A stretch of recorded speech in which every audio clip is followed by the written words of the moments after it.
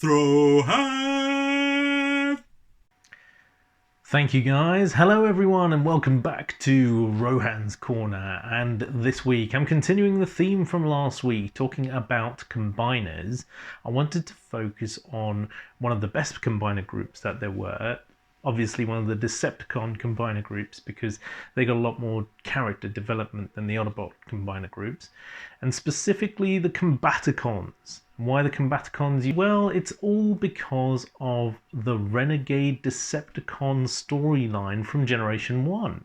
And if you remember back to G1 and what happened with the creation of the group of the Combaticons, it was after Starscream had been exiled from the Decepticon ranks due to his usual kind of behavior, trying to mutiny against Megatron and being stuck on some island somewhere.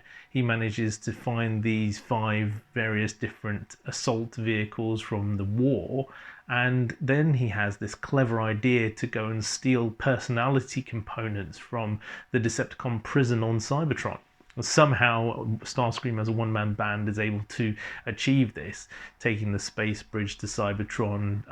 We're under strict orders not to let anyone travel on the space bridge without proper authorization. Here's my authorization! Proceed. Getting the best of Shockwave and actually rescuing these captive Decepticon renegades. And it actually starts a little bit of a feud between Prime and Megatron because Megatron thinks that Prime has stolen them and starts attacking Megatron and so on and so forth. But ultimately what happens is that Starscream gives life to his World War II assault vehicles by providing these personality components from previously incarcerated Decepticons. And this is interesting because two things. One, why were they incarcerated? Apparently they were evil Decepticons who went against their own cause. And two, what happened to the rest of the Decepticons that were imprisoned on Cybertron? We saw Starscream destroy some of them by shooting them with his null ray. Gotcha!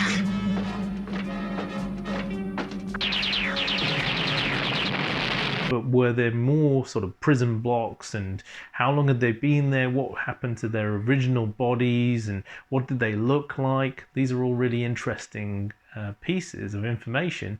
And also, later in Generation 1, they never hark back to their previous incarnations or their previous lives as Decepticon prisoners or what happened to get them into prison in the first place. So yeah, I mean, I really enjoyed the Combaticons as for a couple of reasons. One, personalities. Two, their back history. Three, their vehicle modes were fantastic. And four, Bruticus was a big brute. Bruticus, devastator. And that was quite interesting. And he had a great gun, and he could use his propeller blades from Vortex on the side when he was fighting the clones on Cybertron, Shockwave's army, for example, which I loved. In later series, we saw his form reincarnated for RID, where they used the Combaticons again as the Decepticon army team. And then later again, we saw them come back in Energon and other series from them. But we've never actually seen those characters get another chance at the screen and have some more screen time or be developed again. I'd love to see Swindle get some more time because I think his character was brilliant. And also, the name's Swindle. I'm what you might call an intergalactic arms dealer, and What are you willing to pay for it, Galvatron? What's in it for me? so I'd like to see some of the other characters get some more development as well. Maybe they could bring back the Combaticons in the next line as part of the main focus. Who knows? Who was your favourite combiner group and why? And what do you think about Renegade Decepticons? What were the reasons that they were political prisoners in Decepticon camp? What do you think they did? And what happened to the rest of them? Did they get out? Did they get new bodies? Were they destroyed? It'd be really interesting to find out what people's thoughts are on this.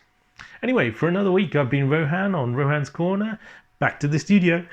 Hey boys, we've been rumbled. Well, let's bounce.